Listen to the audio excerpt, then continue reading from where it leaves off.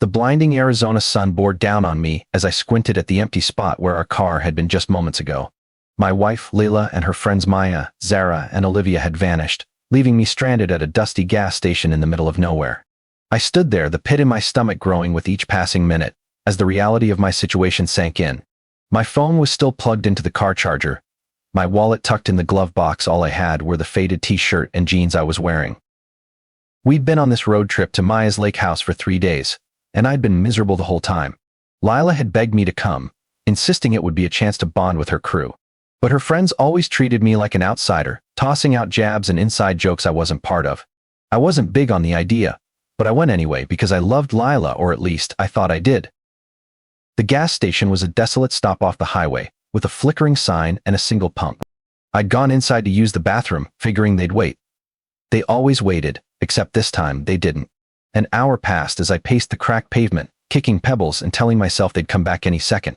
But the road stayed quiet, and my throat grew dry under the relentless sun. 2 hours in, sweat dripped down my neck as I replayed the last few days in my head. Maya's smirk when she accidentally spilled coffee on my lap, Olivia whispering something to Leila that made her giggle while glancing at me, and Zara watching it all with that smug little grin. I should have seen it coming. They'd been building up to something, and I'd been too dumb to notice. A truck pulled up, its engine rumbling loud enough to shake me out of my thoughts. The driver, a big guy with a gray beard and a stained ball cap, leaned out the window. "You okay, buddy?" "Been standing there a while." His voice was rough but kind, and it hit me like a punch. I wasn't okay. They weren't coming back. Lila wasn't coming back. I swallowed hard, trying to keep my voice steady. "Yeah, my ride left me. You think you could help?" He nodded like it wasn't the first time he'd seen someone stranded out here. "Hop in." "Where you headed?" I didn't even know. Home? Back to Leila and the life we built. But as I climbed into the cab, something shifted inside me. 5 years of her laughing at me, brushing me off, letting her friends treat me like garbage, it all came rushing up, hot and heavy. I stared out the window as the gas station shrank in the side mirror, the trucker humming some old country song. My hands clenched into fists on my lap. I could have borrowed his phone, called Leila, demanded answers. But what would she say? It was just a joke, babe. Don't be so sensitive. I'd heard it all before, every time I complained about her friends. She'd roll her eyes and tell me I didn't get their humor. Maybe I didn't. Maybe I never would. But standing there alone, abandoned like some stray dog, I realized something. They didn't get me either. And Lila, she'd picked them over me, again and again. The trucker dropped me off at a crossroads, pointing me toward Grand Junction, the nearest town. "Good luck, man," he said, tipping his cap.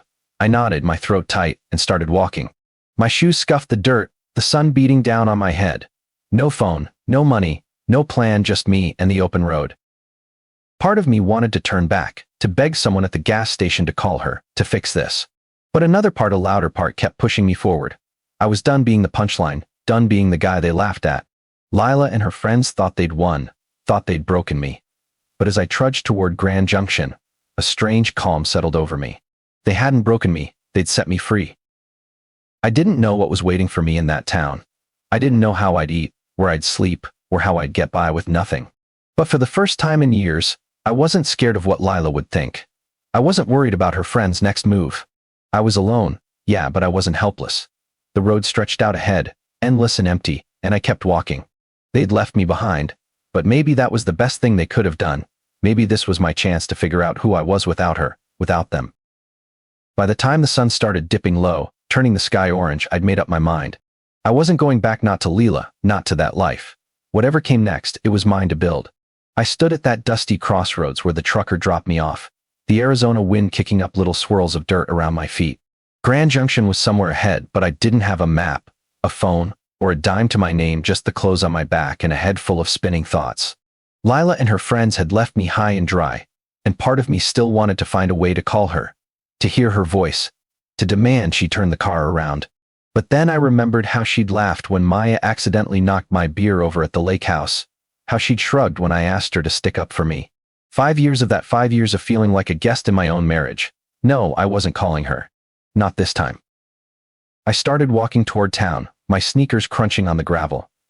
The sun was still high, baking the ground, and sweat soaked through my shirt. I didn't know how far Grand Junction was, miles, probably, but I didn't care. Every step felt like a choice, like I was leaving her behind, one footprint at a time. My mind kept drifting back to the gas station, to the moment I stepped out of that grimy bathroom and saw nothing but empty pavement. They planned it, hadn't they? Lila, Maya, Zara, Olivia all giggling in the car as they peeled out, thinking it'd be hilarious to ditch me. I could almost hear Lila saying, "He'll figure it out. He always does." Well, I was figuring it out now, just not the way she expected. The shelter was dimly lit, smelling of bleach and stale coffee. I stood at the counter, facing Roy, the manager. He was older, maybe in his 50s, with a shaved head and a no-nonsense stare. "You lost or just broke?" he asked, sizing me up. "Both," I admitted, rubbing the back of my neck. "Got ditched out on the highway. No money, no phone, nothing." Roy didn't blink. "Happens. You got a name?" "Yeah, Ethan," I said, figuring it was easier to stick to the truth for now. He handed me a clipboard with a form. "Fill this out. We'll get you a bed for the night. Tomorrow we'll figure out the rest." That night, I lay on a cot in a room full of snoring strangers, staring at the ceiling. My mind wouldn't shut off. Lila's face kept popping up, her voice, her laugh. I wanted to hate her, but part of me still ached for her to show up, to say it was all a mistake. But Roy's words stuck with me. Tomorrow we'll figure out the rest. He didn't mess around. The next morning, Roy sat me down with a cup of weak coffee and a plan. "You need ID to do anything, job, bank, whatever. Takes time, but we'll start the process. Meantime, you need cash." I nodded, feeling useless. "Anywhere hiring?" Roy smirked. "There's a diner down the street. Owner's a tough old broad named Jacqueline. Tell her I sent you." The diner was a squat little place called Jackie's, with red vinyl booths and a jukebox in the corner. Jacqueline was behind the counter, a wiry woman in her 60s with tattoos snaking up her arms and a voice like gravel. "Roy says you need work," she said, not even looking up from wiping the counter. "Yeah, I do," I replied, shifting on my feet. "Dishwasher quit yesterday. Pays crap, hours are long. You steal from me, you're dead. Start now."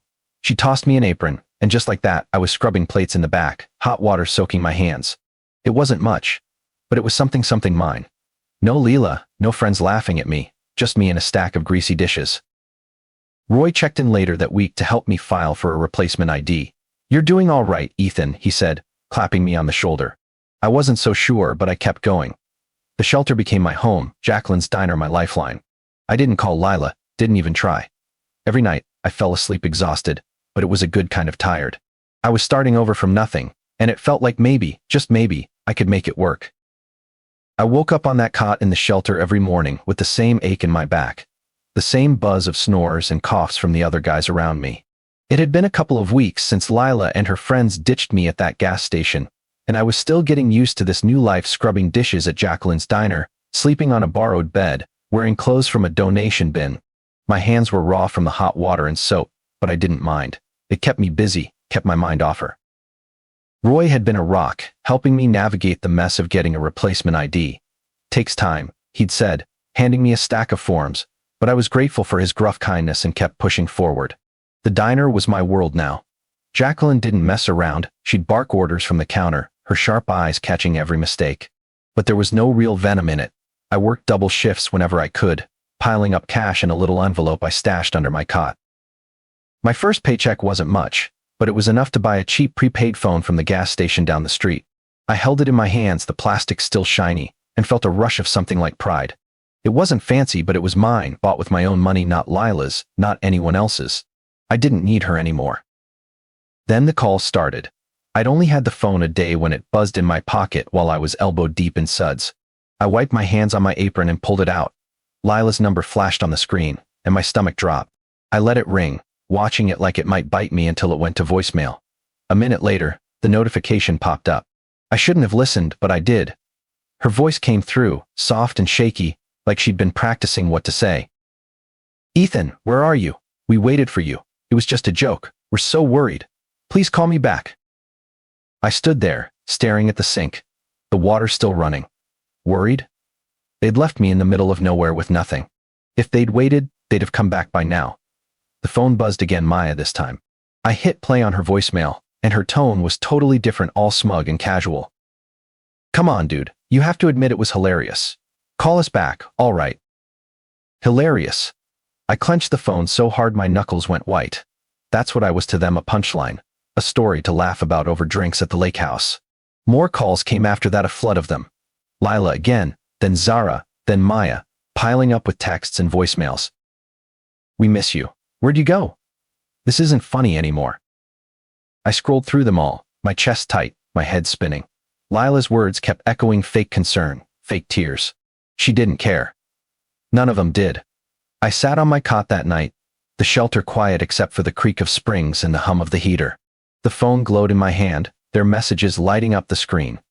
I listened to Lila's first one again, then Maya's, then one from Zara that was just her giggling before it cut off. My thumb hovered over the call button, part of me wanting to dial Lila, to scream at her, to ask why she'd done this. But what would it change? She'd just laugh it off or cry, and make me feel guilty, like she always did. I'd spent years swallowing their crap, smiling through it, because I thought that's what a good husband did. Not anymore. I went through the list: Lila, Maya, Zara, Olivia, and blocked every single one. My fingers shook a little as I did it, but once it was done, the phone went silent. No more buzzing, no more lies. I leaned back against the wall, letting out a breath I didn't know I'd been holding. It felt like cutting a rope I'd been tangled in for years. They couldn't reach me now. They didn't get to decide how this ended. I did. The diner had become my sanctuary, a place where I could lose myself in the rhythm of work and forget about the chaos of my past life. It was here that I first noticed her, Sienna, a med student who came in twice a week, always with a stack of textbooks and a pen tucked behind her ear. She'd sit in the same booth by the window, her order never changing: a Denver omelet, no tomatoes, extra coffee. At first, I didn't pay her much mind. I was too busy trying to keep up with Jacqueline's demands and the steady stream of customers. But over time, I found myself drawn to Sienna's quiet intensity. She'd be so engrossed in her studying that her fork would hover halfway to her mouth for a full minute before she noticed. I started looking forward to her visits, finding excuses to swing by her table to refill her coffee or clear her plate. One day, I decided to have a little fun. I swapped out my name tag with different names: Bob one day, Steve the next, Carl after that, just to see if she'd notice. She didn't at first, too buried in her books. But one morning, I walked over with Rusty pinned to my shirt, and she finally looked up. Her eyes narrowed, flicking to the tag, then back to my face. "Your name tag is wrong," she said, her voice quiet but firm, like she was diagnosing me. I grinned, caught off guard. "Is it?" I shot back, even though it was my real name, Ethan, and she'd never asked. She smirked just a little and went back to her notes. That was it, our first real moment, and it stuck with me. Work kept me busy, but Sienna became the highlight of my week. She'd show up, order her usual, and I'd find excuses to swing by her table. One day she came in looking frazzled, her hair messy, her books heavier than usual. "Rough night?" I asked, setting her coffee down. She sighed, rubbing her eyes. "Exams. I haven't slept in 2 days." I nodded, not pushing it, but I slipped an extra hash brown onto her plate when she wasn't looking. She noticed, glanced up at me, and said, "You're sneaky." I just shrugged. "Got to keep you awake somehow." Our first date wasn't even planned. She came in one evening, all dressed up in jeans and a nice top, not her usual sweatshirt, and told me her friends had bailed on a reservation at some fancy pizza place across town. "I'm not wasting it," she said, half to herself, then looked at me. "You free?" I was wiping down the counter, my shift almost over, and Jacqueline was within earshot.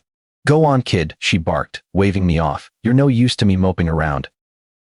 So I went. We split a pepperoni pizza and a pitcher of soda, and she laughed, really laughed, when I told her about the name tag thing. "I knew it wasn't Rusty," she said, her eyes bright. "You're not that old." We talked all night about her med school stress, my diner gig, dumb stuff like favorite movies. It was easy, natural, like we'd known each other forever. 6 months later, she moved into my little studio apartment. It was cramped, her books took up half the space, and we'd trip over each other making dinner on that tiny hot plate, but I didn't care. She'd study late, her lamp glowing while I slept, and I'd wake up to her muttering anatomy terms in her sleep. It was weirdly comforting. A year after that, we got a bigger place together, a real apartment with a kitchen and a couch that didn't smell like bleach. Sienna was different from Lila. She didn't mock me, didn't make me feel small when I doubted myself. When I hesitated, she'd just say, "You've got this," and somehow I believed her. We'd cook together, watch old TV shows, argue over who left the dishes in the sink. It was simple, but it was ours. Meanwhile, Lila wouldn't let go. She started emailing me, found my address somehow, probably from an old bill or something. The first one came a few weeks after Sienna moved in, popping up on my phone while I was chopping peppers at the diner. Ethan, I just want to know you're okay. I miss you. We all do. I stared at it, my knife hovering over the cutting board. Miss me? She'd left me at a gas station with nothing, laughed about it with her friends, and now she missed me. I deleted it without replying. More came after that, some short, some long, all dripping with that fake sweetness she'd mastered. I'd read them, feel that old ache in my chest, then hit delete. Sienna caught me once, frowning at my phone. Who's that? She asked. Nobody, I said, and she didn't push. She didn't need to. I wasn't going back. Life with Sienna was good, better than I thought I deserved. The diner was humming, my hands were steady, and Leela's emails were just noise I could tune out. I'd built something new, something solid, and every day with Sienna proved it. She'd tease me about my cooking, I'd laugh at her terrible singing, and we'd fall asleep tangled up on that secondhand couch. Lila could write all she wanted. I didn't know her at all anymore. My world was here now, with Sienna, and I wasn't letting go. I stood in the kitchen of the original diner, flipping a burger on the grill. The sizzle filled the air as grease popped against my apron. Things had been good, better than good. Really. Sienna and I were settled in our new apartment, a step up from the cramped studio above the laundromat. It had a real bedroom, a stove that didn't smoke, and a window that let in actual sunlight. Life felt solid, like I'd finally climbed out of the hole Leela and her friends had left me in. Work was steady too. I'd been at the diner long enough that Jacqueline trusted me with more than just dishes and prep. She'd started leaning on me, barking less and nodding more when I got things done right. That day, though, she called me over to the counter during a slow stretch, her sharp eyes locked on me like she had something big to say. Ethan, she said, wiping her hands on a rag, you're not half bad at this. I smirked, thinking she was joking, but her face stayed serious. I'm opening a second spot across town. Smaller joint, but mine. Need someone to run it. You in? I froze, spatula in hand, the burger sizzling behind me. Me, run a diner. I'd gone from scrubbing plates to cooking, sure, but managing a whole place. You serious? I asked, my voice rougher than I meant it to be. She snorted. Do I look like I'm kidding? You've got the chops. Work hard, don't steal, don't whine. Say yes or no. My head spun. A year ago, I'd been dumped at a gas station with nothing. Now, I was getting offered this. I almost said no, convinced it was some trick, like Leela's pranks all over again. That night, I sat on our couch with Sienna, staring at the TV without really watching it. She came home from a late study session, dropping her bag by the door and seeing me just sitting there. What's up? She asked, kicking off her shoes. I told her about Jacqueline's offer, my voice low, like saying it out loud might jinx it. She wants me to run her new diner. Me, in charge. Sienna plopped down next to me, her knee brushing mine. You're already running that place half the time, helping with orders, fixing stuff when she's yelling at someone else. Just make it official. You've got this. Her words hit me hard, like a shove. I didn't know I needed it. Lila would have laughed, said something like you, a boss? And her friends would have piled on. But Sienna just looked at me, steady and sure, and I nodded. Okay, I'll do it. She smiled, that small one I loved, and leaned her head on my shoulder. Good. Now stop moping. We've got dishes to do. I laughed, the weight lifting a little, and we washed plates together, her humming some off-key song while I splashed water at her. The next day, I told Jacqueline yes. She grunted like she'd expected it and handed me a set of keys. Don't burn it down, she said, then went back to counting cash. The new diner was a hole-in-the-wall spot minus 10 tables, a counter, a kitchen barely big enough for two. But it was mine to run. I started the next week, setting up schedules, ordering supplies, cooking when the line got slammed. It was chaos at first, waitresses forgetting orders, me burning a batch of fries, but I figured it out. Sienna was right, I'd been doing this stuff already, just without the title. The place started humming, regulars trickling in, and Jacqueline even stopped by once, nodding like she approved. Not bad, kid, she said, and I felt taller than I had in years. Then Lila's email came. I was at the new diner, checking inventory on my phone when it popped up. Ethan, your grandmother's been asking about you. Please let us know you're alive. I stared at it, my thumb hovering over the delete button. Grandma, she'd always been sweet, sending me cards even after I married Leela.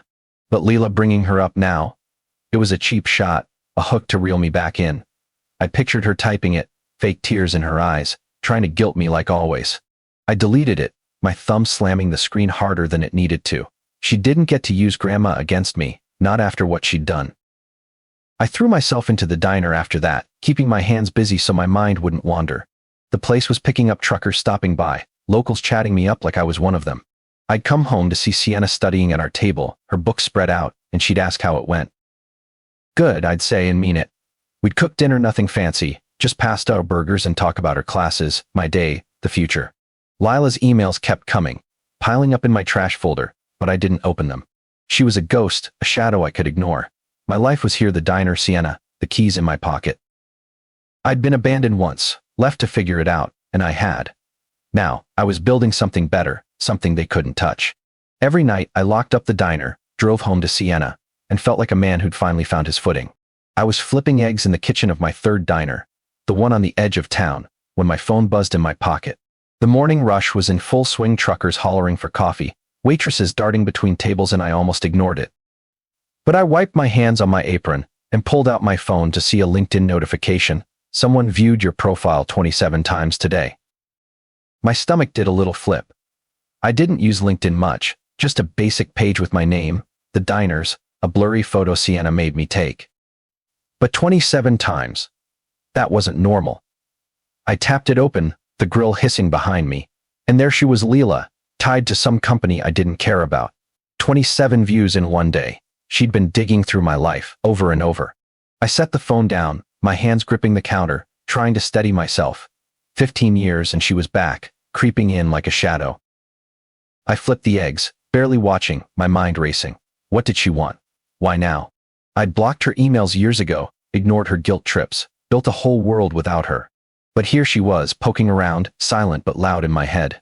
The diner smelled like bacon and syrup, the clatter of plates keeping me grounded. I plated the eggs, handed them off to a waitress, and tried to focus. Coffee needed refilling, hash browns were burning, but Lila's name stuck with me. I pictured her sitting somewhere, clicking my profile, seeing the diners, maybe even the old job at Jacqueline's I'd listed. Did she know about Sienna? The kids? I hadn't posted much, just enough to look legit. But 27 views meant she was looking hard. I wiped my forehead, sweat mixing with the heat, and grabbed my phone again. Her profile stared back. Lila, older now, hair cut short, a tight smile in her picture. Consultant, it said. I didn't read more, didn't want to. I stepped into the back, a tiny storeroom with shelves of flour and canned goods, and leaned against the wall, my heart thumping too fast, like I'd run a mile. 15 years, 2 kids, a wife, a business, and she could still rattle me. I hated that. I'd worked so hard to bury her, to forget the gas station, the laughter, the way she'd made me feel like nothing. Now she was back, not even saying anything, just watching. I stared at the shelves, my hands clenched into fists. Part of me wanted to message her, ask, what's your deal? But I stopped myself. That's what she'd want me reaching out, giving her a crack to slip through. I went back to the grill, threw myself into the rush cooking, pouring, wiping down tables when the waitresses got swamped. The regulars nodded at me, some guy asked for extra ketchup, and I kept moving, kept my hands busy. But she was there, in the back of my mind, those 27 views, like an itch I couldn't scratch. I didn't tell Sienna when I got home that night. She was on the couch, folding laundry, the kids upstairs yelling about some game. Busy day, she asked, glancing up. Yeah, I said, forcing a smile, kissing her forehead. Same old. She didn't push, just handed me a pile of socks to sort, and I sat there, folding, pretending everything was fine. The house was warm, smelled like dinner, chicken and rice, Sienna's go-to. The kids tumbled down, begging for dessert. I laughed, said no, felt normal for a minute. But Leela lingered, a ghost I couldn't shake. I didn't check LinkedIn again, didn't need to see if she'd looked more. 27 was enough. I helped Sienna with the dishes, her hip bumping mine, and tried to let it go. My life was here, 2 kids fighting over the last cookie, a wife who didn't laugh at me, diners I'd built from nothing. Lila couldn't touch that. Not really. Still, I went to bed with her name in my head, staring at the ceiling while Sienna slept beside me. The next day, I was at the first diner, pouring coffee, when my phone buzzed again. I didn't look, just shoved it deeper in my pocket. If it was her, I didn't want to know. I'd spent years locking her out, and now she was knocking, quiet but steady. I focused on the work grill, counter, cash register, kept my hands moving, my voice steady. She was out there somewhere, but I was here, standing tall. Whatever she wanted, whatever game she was playing, I wasn't biting. Not yet. Not ever, if I could help it. I was wiping down the counter at the original diner, the one Jacqueline first hired me for, when the door jingled, and they walked in. Leela, Maya, and Zara. It was 3 days after those LinkedIn alerts, and I'd been on edge, half expecting something like this. The breakfast rush had just died down, leaving a handful of regulars sipping coffee, the air thick with grease and burnt toast. I saw them before they saw me, Leela's short hair catching the light, Maya's swagger still there, Zara hunched like she wanted to disappear. My gut twisted, hands freezing on the rag. 15 years since they ditched me at that gas station, and now they were here, in my diner, my turf. I didn't move, just watched them pick a booth by the window and sit, their voices low but familiar. I could have stayed back, let the waitress handle it, but something pulled me out there, maybe anger, maybe just needing to see it through. I grabbed a pot of coffee, more for something to hold than anything else, and walked over. Lila spotted me first, her eyes going wide, her mouth dropping open. "Oh my God, it's you," she said, her voice shaky, like she hadn't rehearsed it. Maya leaned back, smirking like always. "Hey, look at you, big shot."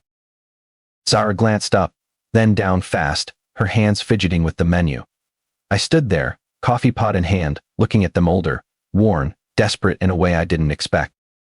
"What do you want?" I asked, keeping it short, my voice harder than I felt. Lila shifted, leaning forward, her fingers twisting together. "Ethan, can we talk? Please." I didn't sit, didn't soften. "I'm working. Talk." She swallowed, glancing at Maya for backup, and started. We need your help."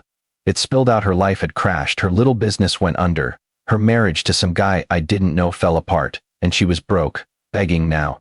Maya jumped in, casual like it was no big deal. "You're doing all right, right? 3 diners. We just need a hand, for old time's sake." Zara nodded, barely audible. "Just a little help." I listened, letting it sink in. Lila's sob story, Maya's charm, Zara's guilt. They planned this, tracked me down, thought I'd roll over.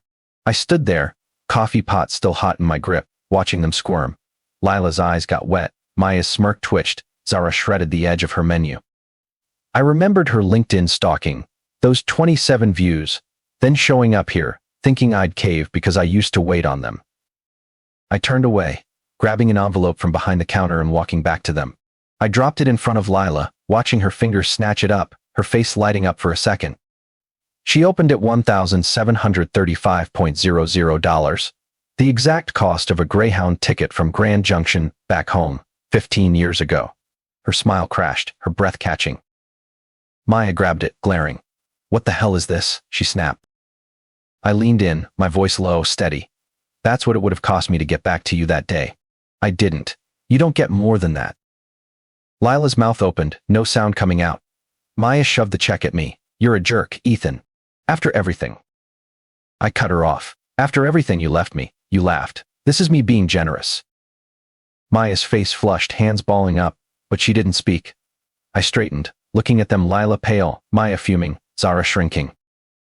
"It's time to leave," I said, loud enough for the diner to hear. "Don't come back." I turned, walked to the counter, my heart pounding but my steps sure. The waitress hovered unsure, but I waved her off. They sat there a minute, stunned, then scrambled up, Leela shoving the envelope in her purse, Maya muttering, Zara trailing behind. The door jingled shut, and the diner went back to normal, coffee pouring, forks clinking, like they'd never been there. I stood behind the counter, pouring myself a cup, my hands steady now. They'd come begging, thinking I'd bend, and I'd shut them down. It wasn't loud or messy, just cold, final. I sipped the coffee, bitter on my tongue, and watched the regulars chat, oblivious. Lila's tears, Maya's anger, they didn't matter. I'd given them what they'd given me, just enough to walk away. The diner hummed around me, my diner, my life, and they were gone. I finished my shift, locked up, and drove home, the weight lifting with every mile. They tried, and they'd lost. That was it. I leaned against the diner's front window, the glass cold against my arm, watching Leela, Maya, and Zara out in the parking lot. They just stormed out after I handed them that $735 check bus fare from Grand Junction. Nothing more, and now they were at it, arguing like kids caught stealing. Maya was loud, her hands slashing the air, her face twisted up like she wanted to hit something. Lila stood there, the envelope crumpled in her fist, staring at the ground, her shoulders hunched.